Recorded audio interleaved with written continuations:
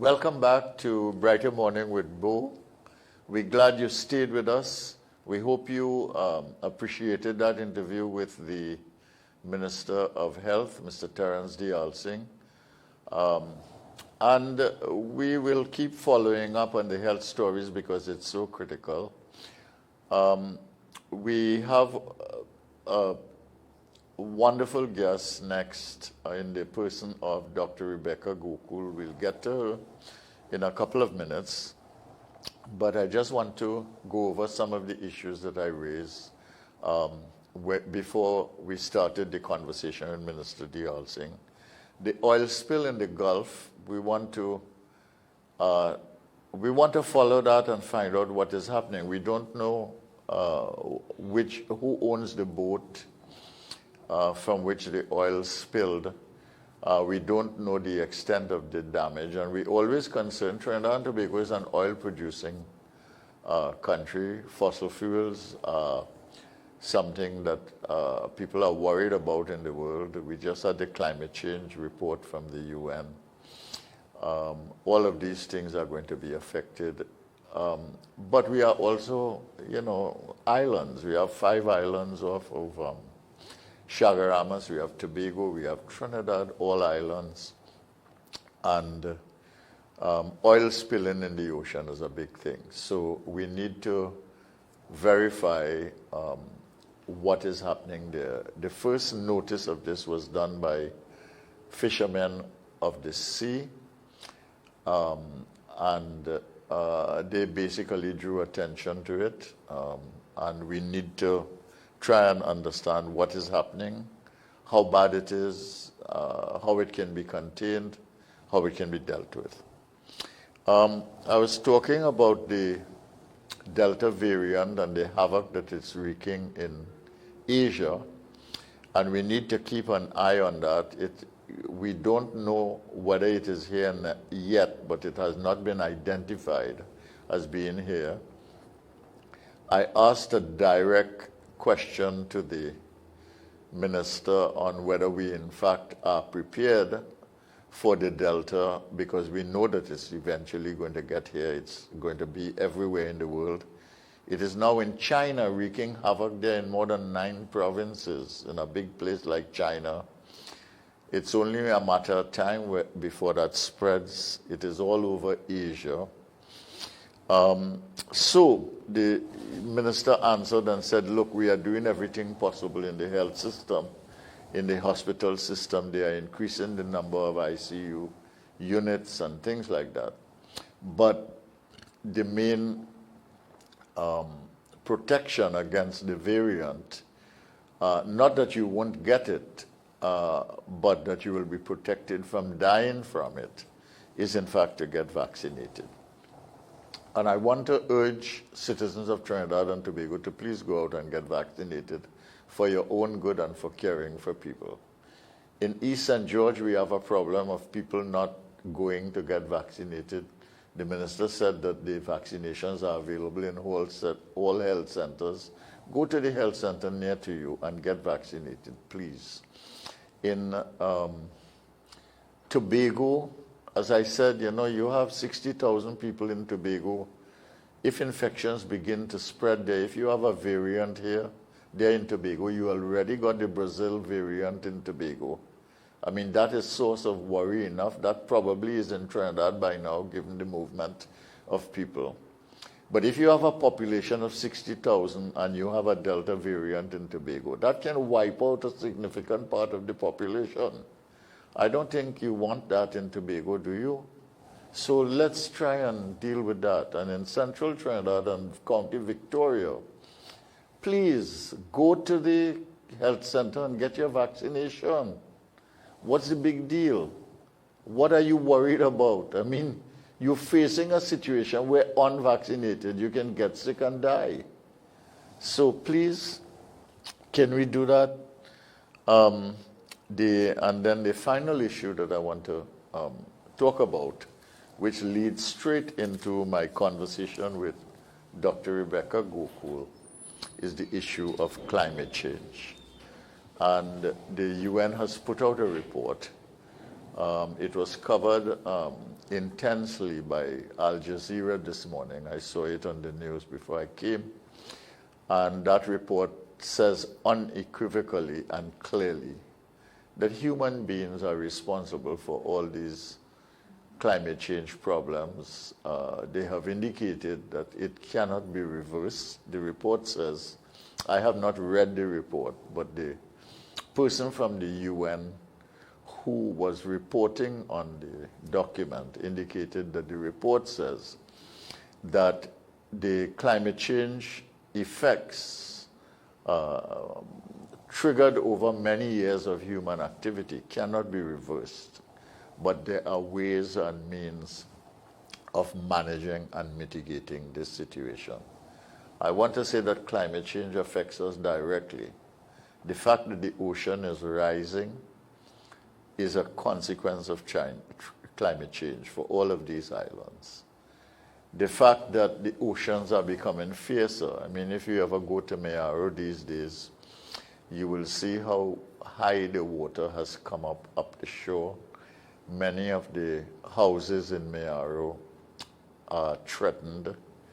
And you have a situation there where pretty soon a lot of the houses in Mayaro are going to be, what can I say, undermined if we do not do something in Trinidad and Tobago. So that is an issue. And we don't have it yet because the dry season will come around January. But we could have forest fires here, and we can have fires on the hills. And we are seeing it now in Greece. We are seeing it in California. We saw it in Canada recently. These are big issues.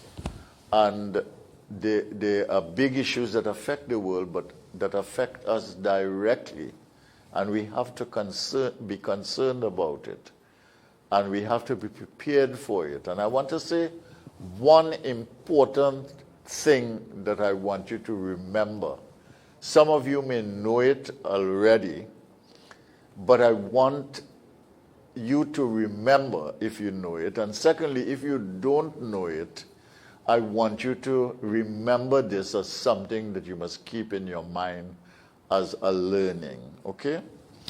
The whole business of human survival and sustainability is based on the capacity of human beings, the human race, to adapt to changes in the environment, whatever those changes are.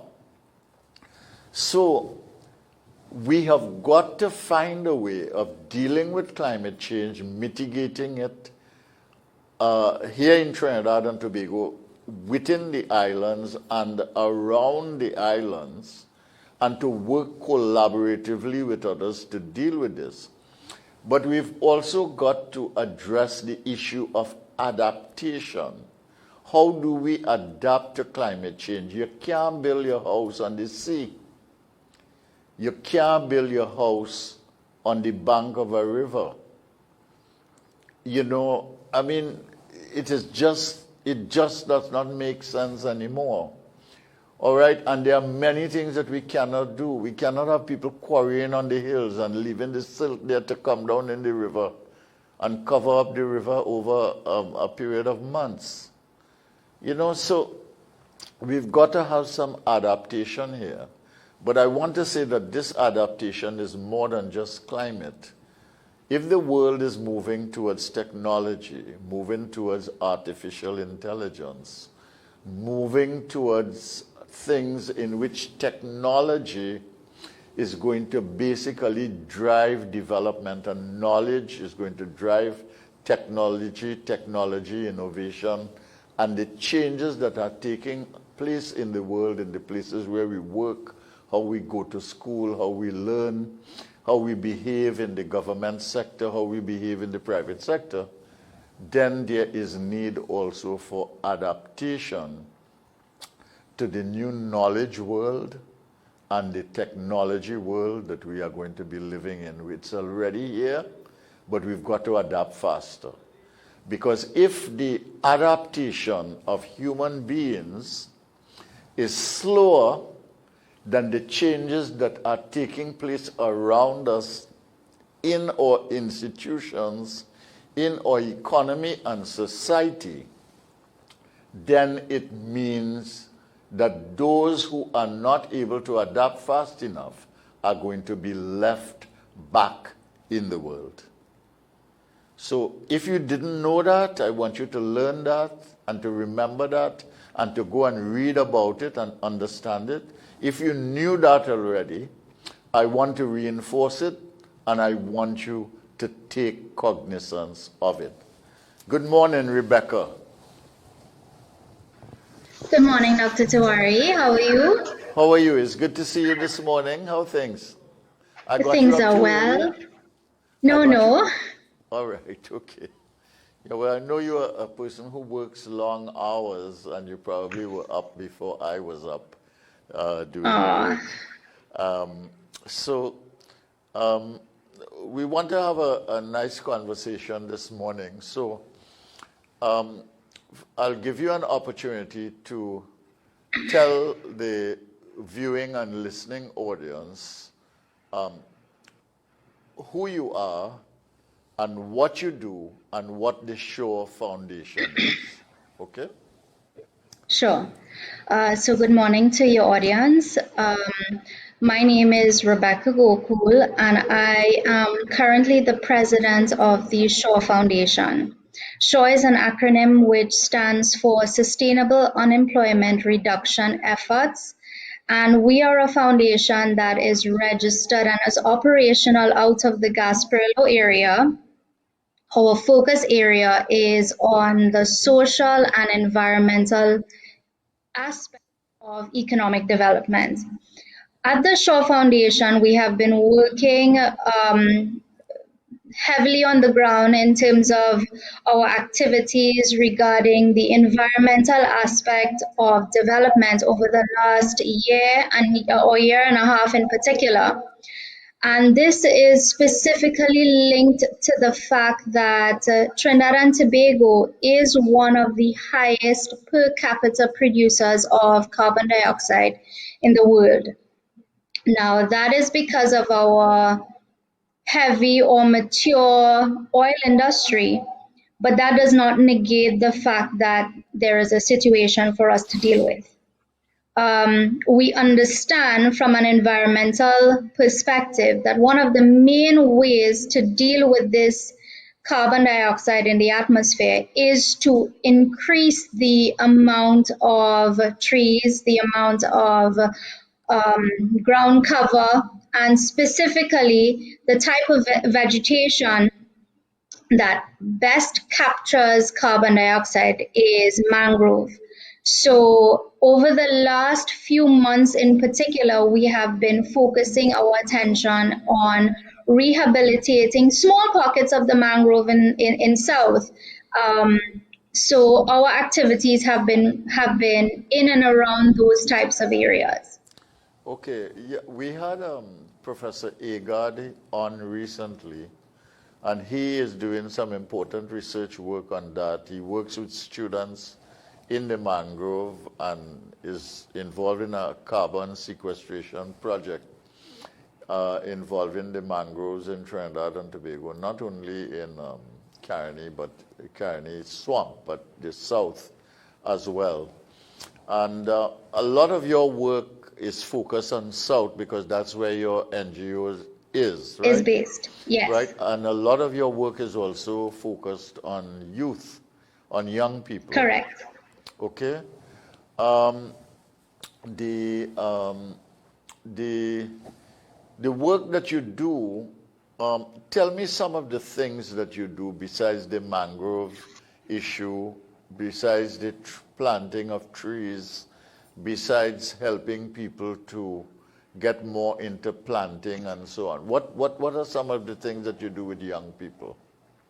Sure. So we are actually in mid-partnership with a group that is known as Increase Kids. They are an NGO out of the Rio Claro area, and they are actually running what is called a plant-a-bet camp for kids targeted in the age group 3 to 7 years.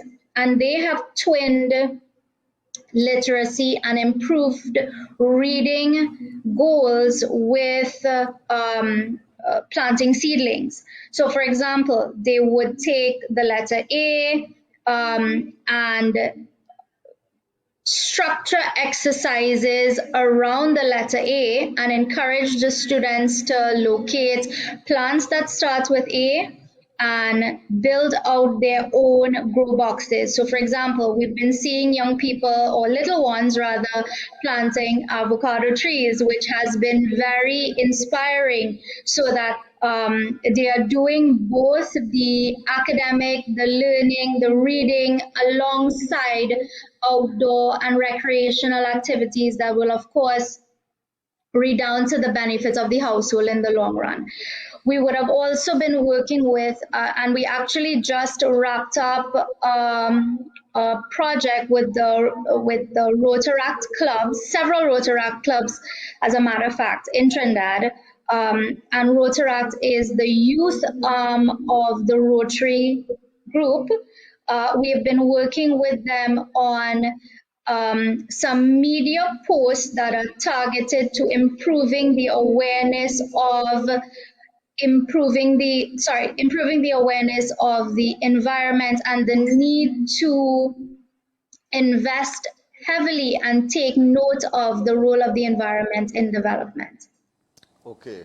Now, we're going to show a couple of video clips involving the work that you do, but the way you talk, and you talk about the kids, you talk about education, you talk about the environment, it seems to me that there is some philosophical basis, some philosophical premise that is driving the work that you do. Can you talk about that a little bit? What is it? Sure. So I'm going to go back a few steps and let you know a little bit about the history of the foundation itself. The foundation was started in 2012 as a natural extension of an understanding of the dimensions of economic development, and that being the social dimension, the environmental dimension, and the economic dimension. The team that was the foundational group of the foundation of the team were a group of economists.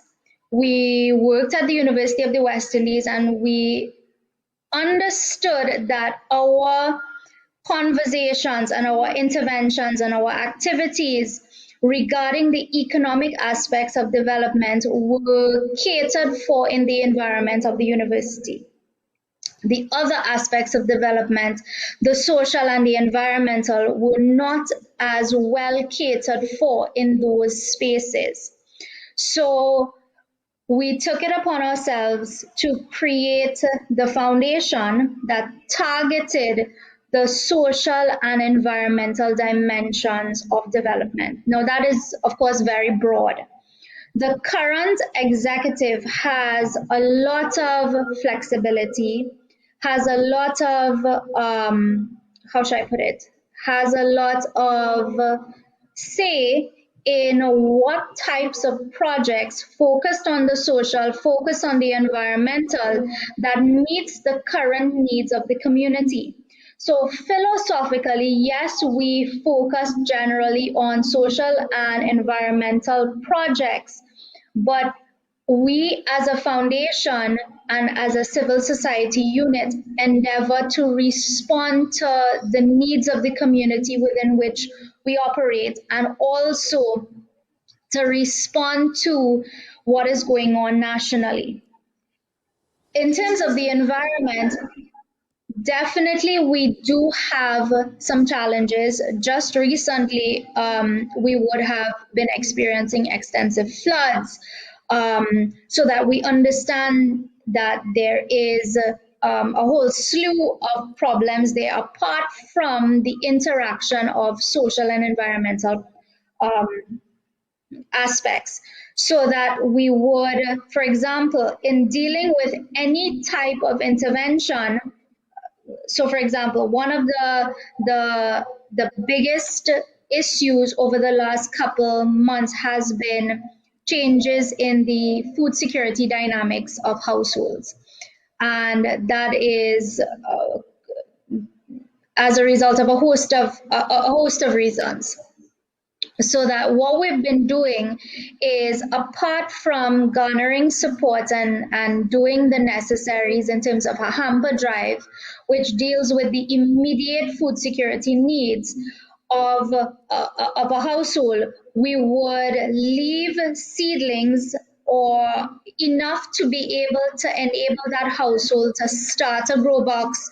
We would visit perhaps every 2 weeks to check on the plants, be able to top up on some of their food supplies. So really we understand that it is a comprehensive approach that is needed, that integrates those social, economic, and environmental aspects of development for it to be sustainable and relevant. All right. So this food security issue, I mean, I think we know the realities of Trinidad and Tobago. You're an economist yourself. You've done a lot of work in these areas. We'll talk a little bit about your own development, but before we do that, I just want to say, we have, I mean, at least 30% of this population pre-COVID was living what you might call as poor people under the poverty line in this country. And post-COVID now, we have a serious, disastrous situation in which people have had difficulty putting food on the table. If you live in a rural area, maybe you have a little bhaji in your yard, or you have some karaili growing on a vine on your fence, or you might have some pepper trees in the yard, or you might have a bygone tree, or you might have some tomatoes and so on. You have a little bit of land, but if you plant 2 or 3 trees, you could get some things. But if you live in an urban center, on the east-west corridor, for instance, or in a place like Point Fortin or some other urban center, you have real difficulties because the culture of growing is not there in that urban environment. Right. So how do you get people to understand the importance of food production for themselves, food self-sufficiency, at least complementing or supplementing what they have to go in the market or the grocery to buy? How do you get them to appreciate and understand and then internalize and actualize what they internalize in the habits of behavior that they have? Okay. And that's an interesting question. It's been asked several times in various fora. There is no single answer to that particular question. But what it requires, or dealing with that type of situation, requires an entire cultural shift back towards a familiarity with agriculture. So it will take efforts targeted at every level of the household, from the young persons to the teenagers to the young adults to the mature adults. In the main, groups like ours, what we've been able to do, and I would say, because of the nature of our current executive being mostly economists, we understand that it is important to be able to target changes in behavior and making those changes in behavior incremental so it is not onerous. So that's the general comment. Specifically, what we have been doing at the Shaw Foundation is offering services such as grow box development. So even if you do not have a large space of land that's available, we can assist in seedlings or short-term crops like seasonings that you use every day in your kitchen, to perhaps tomatoes and eggplant and other types of tomato short crops, so that the those, even if it makes a small dent in your market bill, it's not zero. Apart from those consumers that perhaps only have a small plot of land for a small plot, or a small area for the seedlings for a grow box, we have been able to build out or upcycle pallets to make kitchen boxes that perhaps fit on your windowsill, that includes seasonings that you use in your everyday life. I remember, and this is of course not unfamiliar to us, because our grandparents or great grandparents would have had their seasonings at close, very accessible to them in terms of being able to cook on an everyday basis. They would put the pot up and go out in the yard and pick the seasoning and bring it in. Yes, yes. So little pots, little pots. Yeah. Okay, so, but tell me something, and there's a bigger issue. That's the micro issue with the families, the micro issue of hunger and poverty at the household level, and the contained within the general issue of poverty in an economy. But take the big issue now, this business of climate change and sustainability. This is a big, big issue. And how do you get that translated into what ordinary people can do? Okay. Okay, because it's one thing. I mean, the United Nations does these things and says governments have to do this.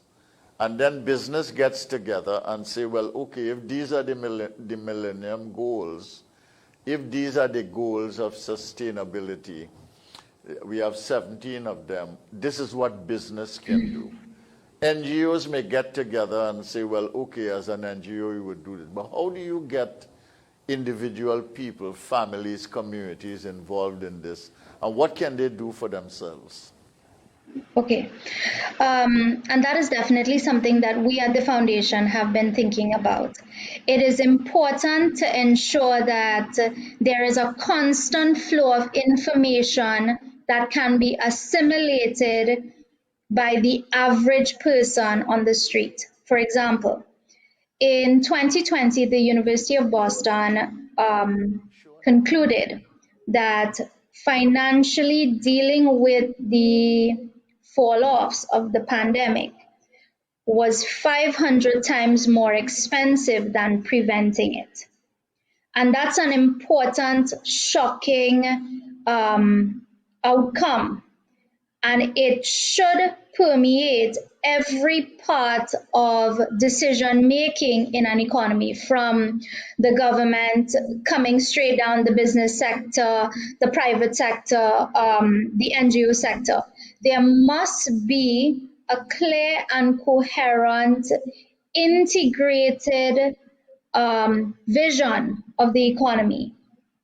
There must be a way to ensure that changing these mindsets is occurring, and that happens within the various institutional spaces. At the household level, this type of education must become the conversation around the dinner table, and it must also there must also be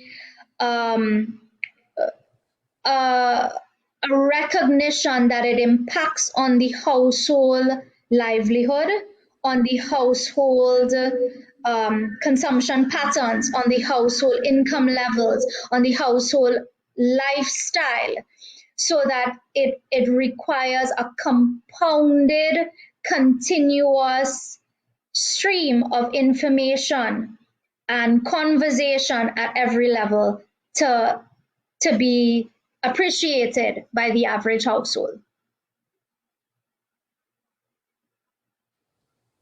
Yes, okay, sorry. I was trying to get one of your videos up, and that's why I was talking with one member of the production team there, because I want to demonstrate to the population, to the listening public, what are some of the things that you're doing. Sure. So this sustainability issue is an issue that goes beyond governments, beyond business, beyond NGOs, into the community, and it takes an education strategy in order to do this. Do you think that there are things that we knew? I mean, you have come through the education system, and you are one of the success stories of the education system. You have been through the entire system. You've been in the university. You have mastered the process. You recently got your PhD in economics. You are studying law now. And the education system, I mean, you've simply thrived on it.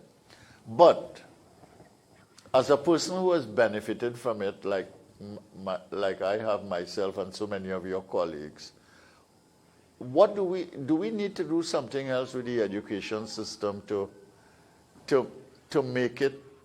make a difference in the lives of more people? I mean, we have so many people. We lose some of our children in the secondary schools, in the primary school system.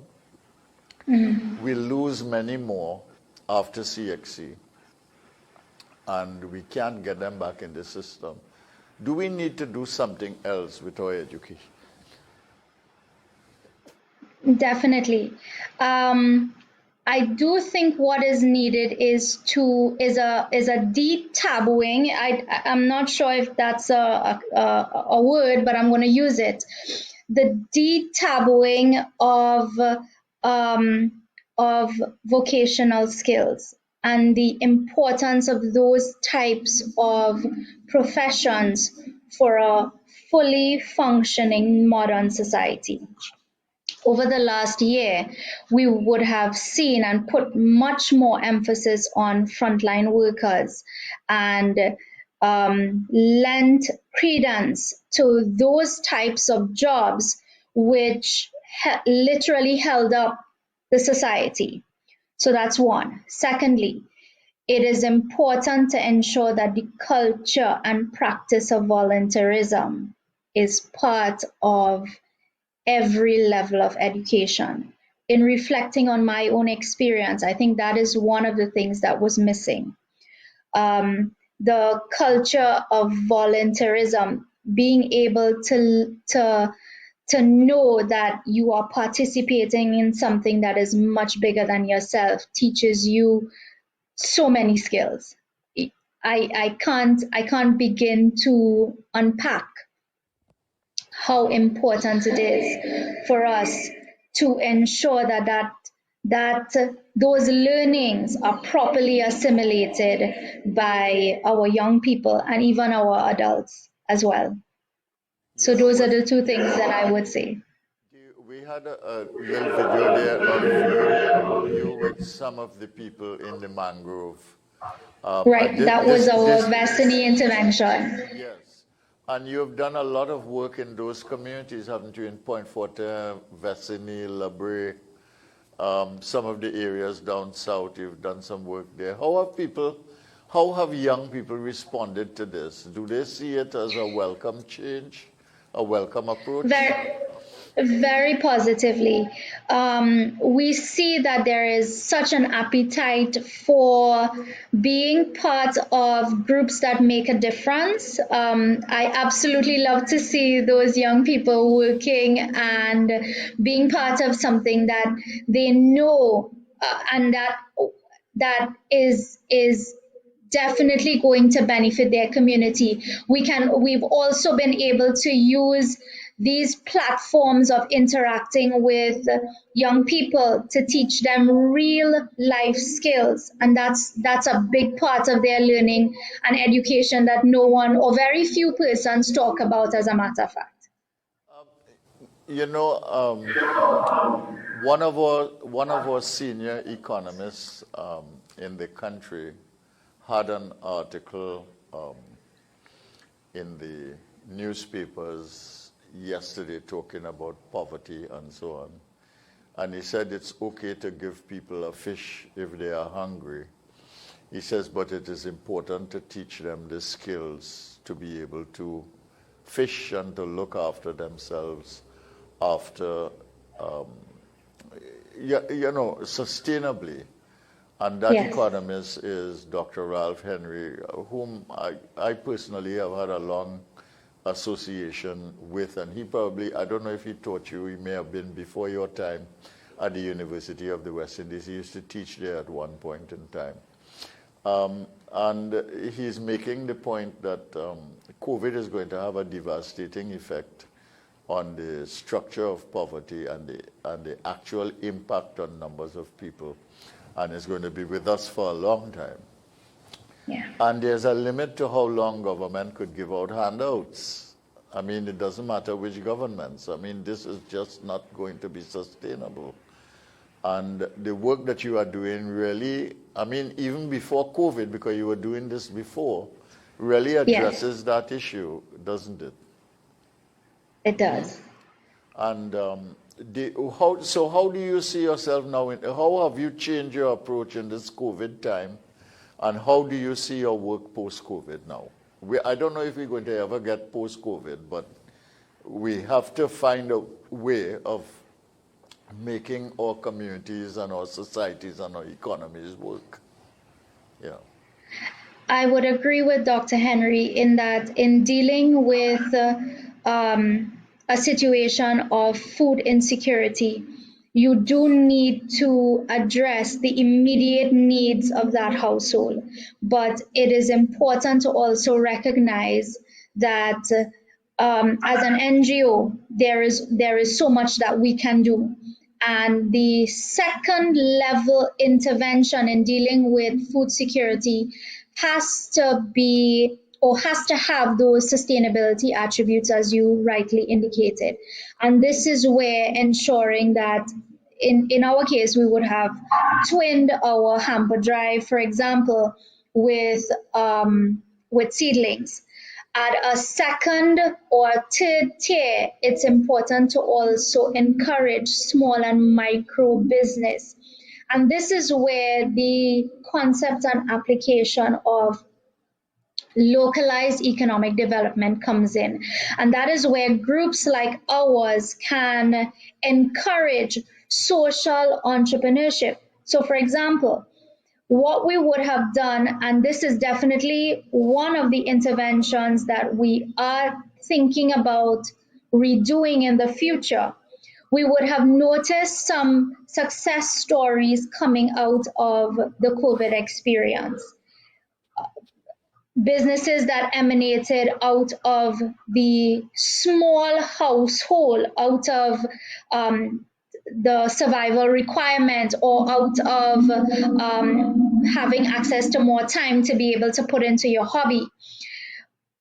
We would have focused in March, earlier this year in March, we would have done a community upmarket where the Shaw Foundation subsidized the cost of rental of tents, of the facility, to be able to flag the strength and to flag the little successes of these small and micro businesses that came out of the COVID experience.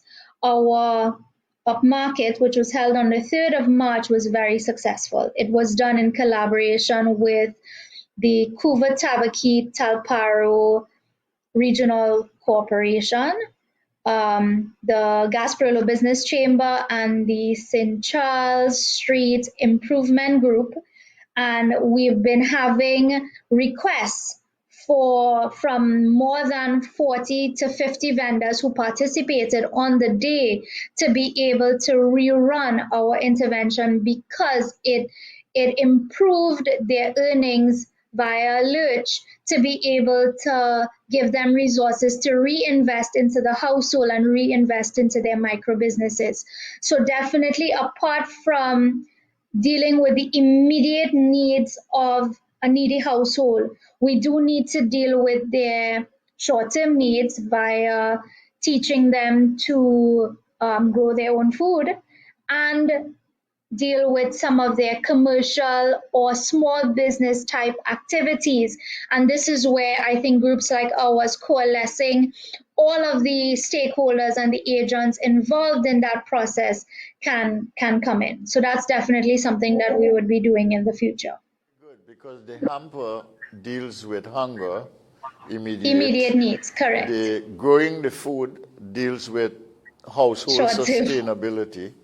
And the getting into a micro enterprise or a small business deals with the issue of cash, because you need cash to do so many other things. And it's a good approach if you deal with that household by household. If you say that we have 1.4 million people in Trinidad and approximately 450 households, and you're talking about, let's say, 30 or 40% of that in need of some kind of support, then you are talking what? Are you talking about nearly 200,000 households, 150,000 households.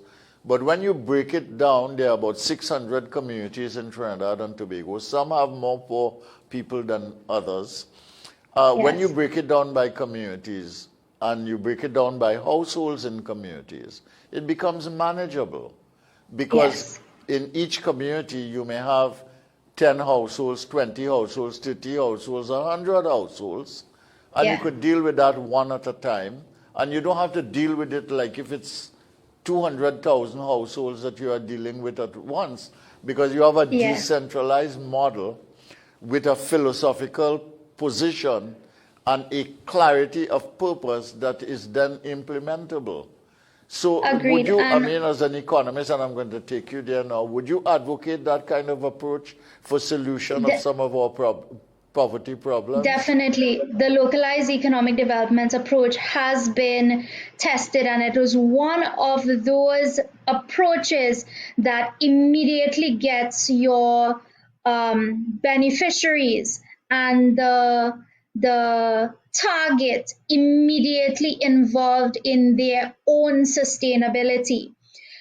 What is, however, needed is that framework that comes from the combination of partnerships at the level of the NGO sector, the corporation, the local government. It is important for us to recognize that we do not need to reinvent the wheel, and that there are, as you rightly said, those small community groups that can create its own dynamics specific to that community, that can have a life and have a dynamic of its own that benefits those households.